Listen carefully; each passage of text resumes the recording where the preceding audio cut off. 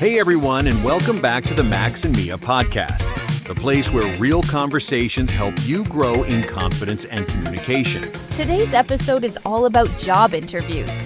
Whether you're getting ready for your first interview or just want to sharpen your skills, we've got something really helpful for you. We're going to listen to a realistic job interview simulation. Pay close attention to the questions, the answers, and how the candidate handles the pressure. Before we dive into today's job interview simulation, let's take a quick moment to go over some important vocabulary. This will help you better understand the conversation and the questions that will be asked during the interview. That's right. We'll be covering a few key terms that come up often in interviews. Understanding these words will give you a better grasp of what's being discussed. So, let's get started. All right, Mia, let's start with the first word, deadline. Can you explain what that means? Sure. A deadline is simply the final time or date by which a task or project must be completed. It's like a due date for assignments or work, and it helps everyone stay on track. Exactly. So, for example, if your boss gives you a deadline for finishing a report by Friday at 5 p.m., you need to make sure it's done by that time. If you miss the deadline, there could be consequences, like delays or problems with the project. Right. It's super important in the workplace. Deadlines help keep things organized and make sure projects move forward smoothly. It's a way of making sure everyone knows when something is expected to be finished. Exactly. So now you know that when you hear someone talk about a deadline, they're talking about the time by which something must be done. Now, let's talk about the word strengths. Max, can you explain what that means? Of course, strengths refer to the positive qualities or skills that someone is good at. It's the things that make you stand out or help you succeed. Exactly. For example, if you're really good at working with numbers, you might say that your strength is analytical thinking. Or if you're a great listener, that could be a strength in communication. Right. So, when someone asks about your strengths in an interview, they want to know what you're really good at, what skills or talents you bring to the table. It's about highlighting your best qualities. It's important to be honest and specific when talking about your strengths. And of course, you want to back them up with examples, like how you solved a problem or completed a task successfully because of your strengths. Exactly, Mia. So now you know that strengths are the things you're really good at, the qualities that help you succeed. Next up, let's talk about weaknesses. Can you explain what that word means? Of course. Weaknesses are the areas where someone might struggle or not be as skilled. It's the opposite of strengths, things that you might need to improve or work on. Exactly.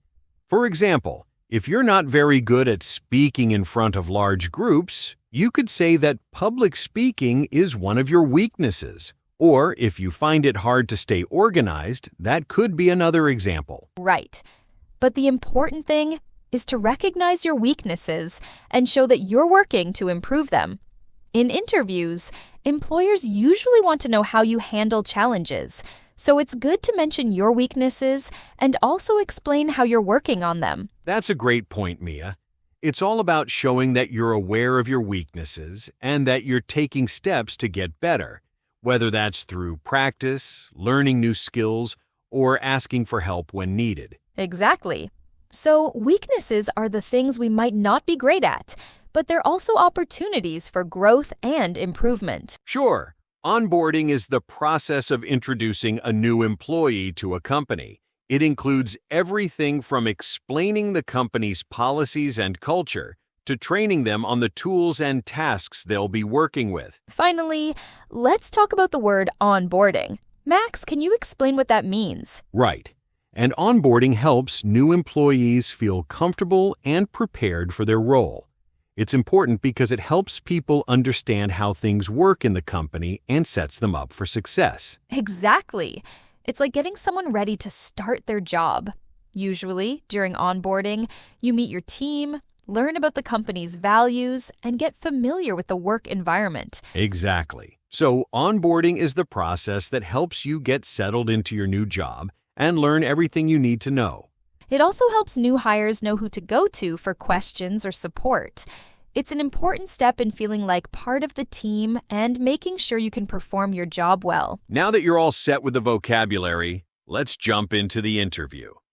Today we're simulating a job interview between a candidate, Emily, and the HR manager. So take a seat, listen closely, and experience what a real job interview sounds like. Let's dive in. Here's our job interview simulation.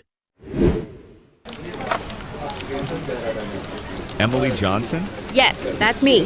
Hi, Emily. I'm Mr. Carter, the HR manager. Nice to meet you. Thanks for coming in today. Nice to meet you too, Mr. Carter. Thank you for having me. Of course. Please have a seat. How was your trip over here? Did you find the office okay? Yes, it was pretty easy. The directions were clear and traffic wasn't too bad this morning. Glad to hear that. We try to make things as smooth as possible for our candidates. Would you like some water or coffee before we begin? No, I'm fine, thank you. All right then. So, let's get started.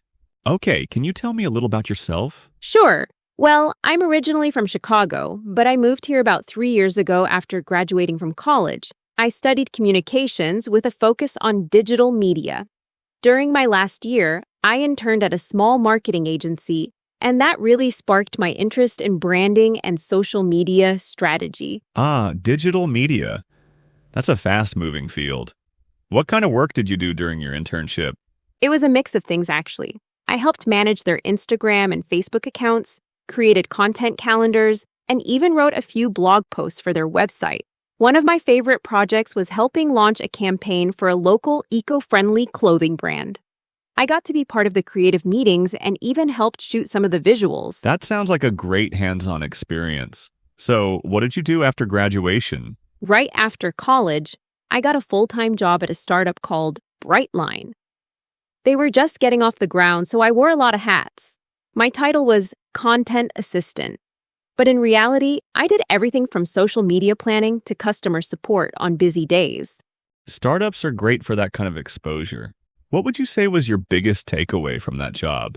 Honestly, I learned how to be adaptable.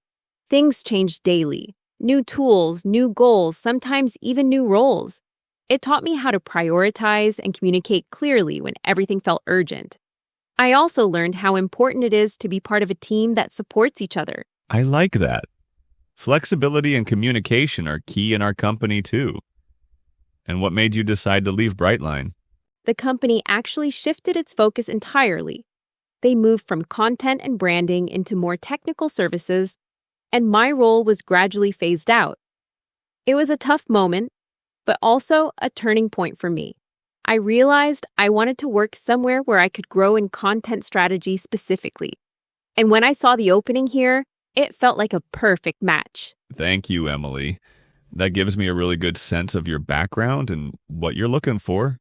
So, Emily, why do you want to work here? Well, first of all, I really like your company. I've read a lot about it, I saw your website, and I also read some news about your recent projects. I think the work you do is very creative and meaningful. You help brands grow in a smart way, not just with numbers, but with good ideas.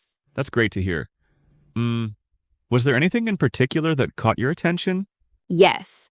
I like the campaign you did for the food delivery app, Meals Made Simple. I saw the video and the posts on social media. It felt very real and friendly. I thought, wow, I would love to be part of a team that makes things like that. That was one of our favorite projects. So you're interested in that kind of creative work? Yes, very much. I enjoy writing and planning content. I like to think about how people will feel when they see a post or a video. I believe your team understands how to connect with people, not just sell to them. And that's something I admire. That's a good observation. And what about our company culture? Did you read anything about that? Yes, actually. I saw some employee reviews and a short video on LinkedIn. It looks like people here feel comfortable and supported. That's important to me. I want to learn and grow, but also feel like I belong. I think your company gives both. We do our best. So it sounds like you see a future here, right? Yes, I do. I feel that I can learn a lot here and also bring my ideas. I'm still growing, but I work hard, and I really want to be part of something great. Thank you, Emily. That's a thoughtful answer. All right, Emily. Let's talk a little about your strengths and weaknesses. Let's start with your strengths. What would you say you're good at? I think one of my biggest strengths is that I'm organized. I like to plan my tasks, use calendars, and make sure I don't forget anything. Even in busy situations, I stay calm because I have a plan. That's a great skill, especially in our line of work. Anything else? Yes, I'm also a good communicator. I like working with people, listening, and sharing ideas. In my last job, my manager said I was good at giving feedback kindly and clearly. I think communication helps teams work better. Absolutely. And now for the harder part. What's one of your weaknesses? Yes, I would say that sometimes I take too much time on small details.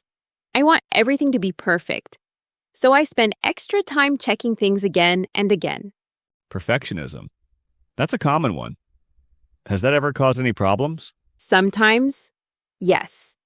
For example, when we had short deadlines, I had to remind myself that done is better than perfect. I'm learning to trust my first work more and to ask for feedback instead of fixing things over and over. That's a very honest answer, and it shows you're working on it. Any other weakness you've noticed? Maybe speaking in big meetings. I get a little nervous. I'm okay in small groups. But when there are many people, I feel shy. But I'm trying to practice. I joined a small public speaking group last year, and that's helping me. That's great to hear. Recognizing those things and taking action shows growth. And tell me, where do you see yourself in 5 years? That's a good question. In 5 years, I hope to be in a position where I feel confident and experienced in content strategy. Right now, I'm still learning, but I really enjoy this field. I'd like to grow step by step and become someone the team can count on for ideas and leadership. So you're thinking of a leadership role eventually? Yes, maybe not a big role right away, but something like a team lead or content coordinator. I want to help others, not just do the work. I enjoy guiding people, even now, when I help friends or coworkers with writing or planning. That's a good vision. And are you thinking of staying in the same kind of company, or do you want to move to a different type of business? I really like creative companies like this one, where there's room for new ideas. I'm not sure about the exact place, but I know I want to work somewhere where creativity and people matter. I want to feel proud of what I create and the impact it makes. Do you have any plans for more education or training in the next few years? Yes. Actually, I'm thinking about taking a course in UX writing or maybe digital storytelling. I want to understand more about how people interact with content online. Not just writing, but the full experience. If I stay here, I'd love to grow inside the company and maybe take advantage of any training programs you offer. That's good to hear. We do have internal development programs. It sounds like you've thought about this seriously. Yes, I try to be realistic. I know 5 years is a long time and things can change, but I like having a direction. I don't want to just have a job. I want to build a career that makes me feel excited every day. Well said, Emily. Thank you for sharing that. So, Emily, why should we hire you? Well, I think you should hire me because I'm a mix of creativity, responsibility, and motivation. I don't just want a job. I really want to contribute to the team. I care about the details, but I also understand the big picture. When I work on a project, I always ask, how does this help the company and the audience? That's a solid mindset. Can you give me an example? Yes. At my last job, I created a weekly post series for our Instagram account. I didn't just make nice images, I also checked the comments and messages to see what people liked or needed. After a month, we saw more engagement, and even a few new customers told us they found us through those posts. That's real impact. And beyond skills, what do you think you bring as a person? I'm a positive person. I like working with others, solving problems, and keeping things moving. I try to stay calm under pressure, and I don't give up easily. If something doesn't work, I ask questions, try again, or ask for help. I believe teamwork is about listening and sharing. That's important here. We value collaboration. Yes, and I really believe I would fit well in your team. I may not know everything yet, but I'm ready to learn, grow, and do my best from day one. Thank you, Emily. That's a strong answer. Now, tell me about a time you faced a challenge at work. Yes, I remember one situation very clearly. At my last job, we were working on a campaign for a local brand. Everything was going well until the client suddenly changed the deadline. They wanted everything ready 1 week earlier. That sounds stressful. It was. We had to finish a lot of things quickly. The designs, the social media posts, and the client presentation. At first, I felt overwhelmed. And honestly, the team was a bit confused about how to move forward. So what did you do? I asked my manager if I could help organize the new schedule. I made a list of what we had left, what was urgent, and what we could do later. Then I talked with my teammates, and we divided the work clearly. I also helped a colleague who was behind on writing copy for one of the posts. That's good initiative. Thanks. In the end, we delivered the project on time. It wasn't perfect, but the client was very happy. The team also thanked me for helping keep things calm and clear. It sounds like you stayed focused under pressure. Yes, I learned that challenges are easier to handle when you stay organized and communicate. That experience helped me grow a lot. Great example. Thank you, Emily. Okay, Emily, how do you handle pressure or stressful situations? I think stress is a part of every job, but the way we respond makes a big difference. For me, when I feel pressure, the first thing I do is stop and breathe. I try to stay calm and think clearly, even if things feel urgent. That's a smart first step. And what do you usually do after that? I break things into smaller steps. If I have a big task or deadline, I ask myself, what can I do right now? That helps me feel more in control. I also make a quick plan, even just a checklist, so I can see progress. And how does that work when you're in a team, not just working alone? In teams, I try to keep communication open. If I'm feeling stressed, I say it. Not in a negative way, but to be honest, I might say, this deadline is tight. Can we go over the priorities together?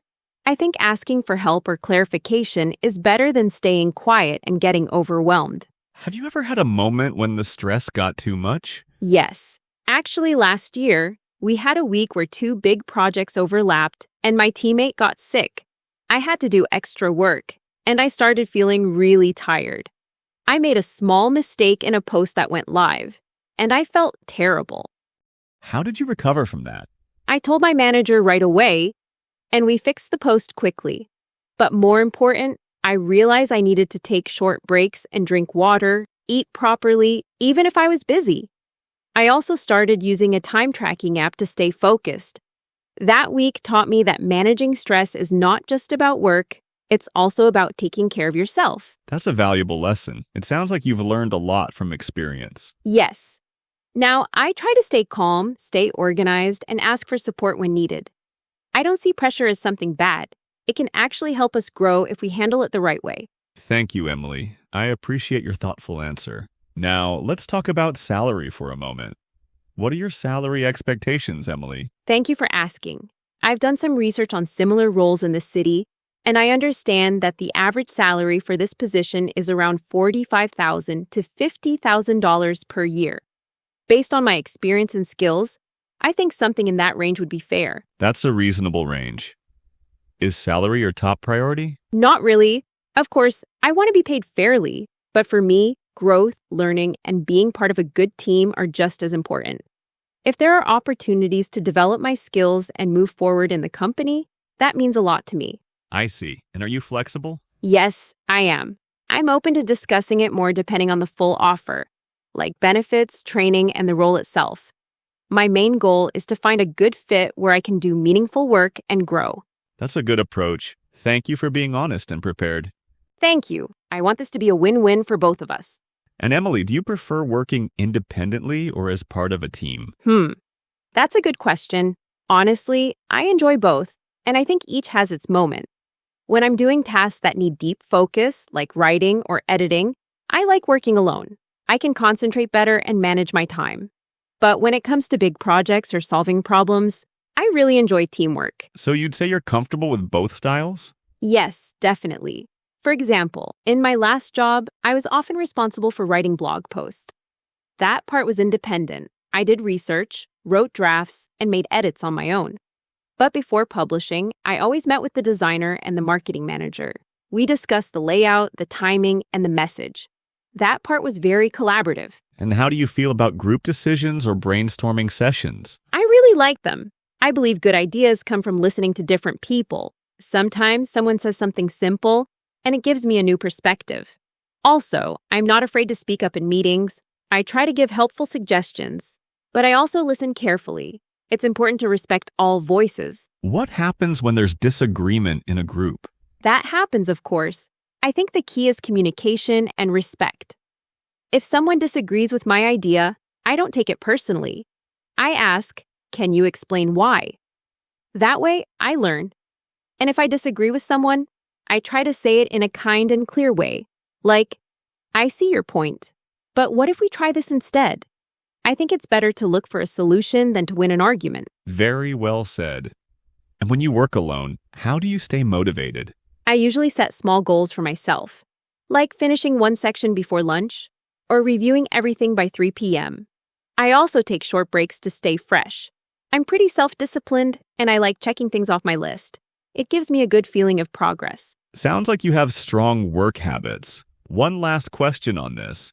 If you had to choose only one, working alone or in a team, which would you prefer? If I had to choose, I'd say working in a team.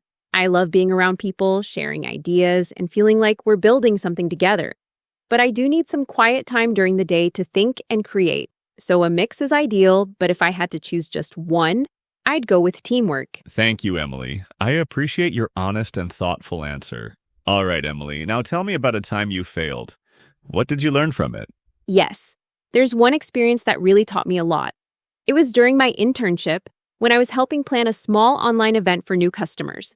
My job was to send out the invitation emails with the right links and times. And what happened? Well, I sent the email, but I made a small mistake. I copied the wrong time for the event. I didn't double-check it. Some people showed up late, and a few even missed it completely. The team was surprised, and my manager had to send an apology message to the guests. That must have felt tough. Yes, I felt terrible. I thought I had ruined everything. I was so embarrassed. But my manager was kind. She sat down with me and said, "Everyone makes mistakes.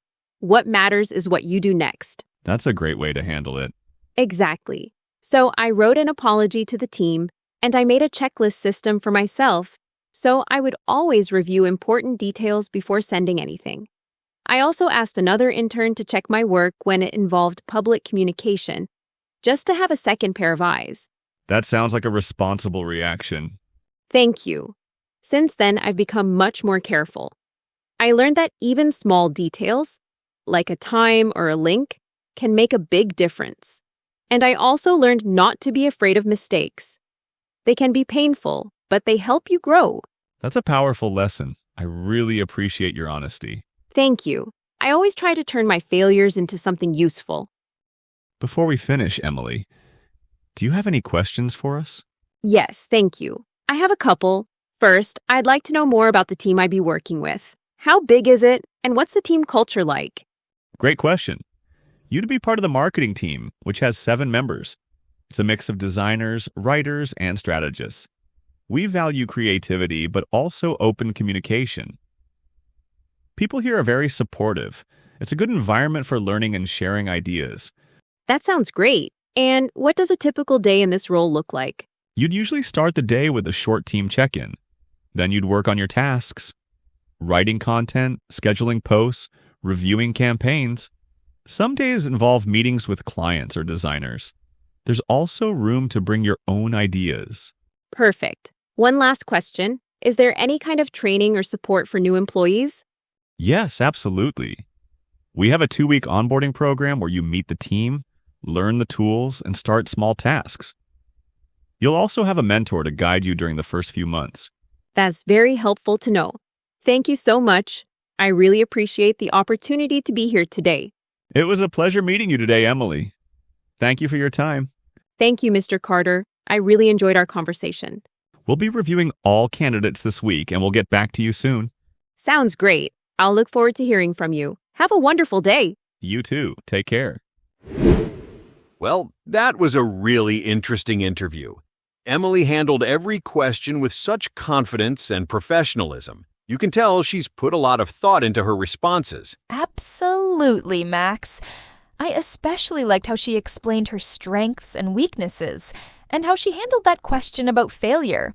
It's important to be honest about our mistakes, but also to show how we learn and grow from them. Exactly. And I think the way she talked about balancing independent work with teamwork was spot on. It's all about being flexible and knowing when to ask for help or take the lead. Yes, I agree. Emily also had great questions for the interviewer, which shows that she's genuinely interested in the role and the company. It's always good to be prepared with questions of your own. Definitely. So, if you're preparing for an interview, remember to be confident, stay calm under pressure, and always show your willingness to learn and grow. And of course, don't forget to ask questions. Thanks for listening to today's episode of the Max and Mia podcast. We hope you found it helpful and insightful. If you enjoyed this episode, don't forget to like, share, and subscribe. And if you have any questions or feedback, feel free to reach out to us. We'll see you next time with more tips and discussions. See you next time. See you.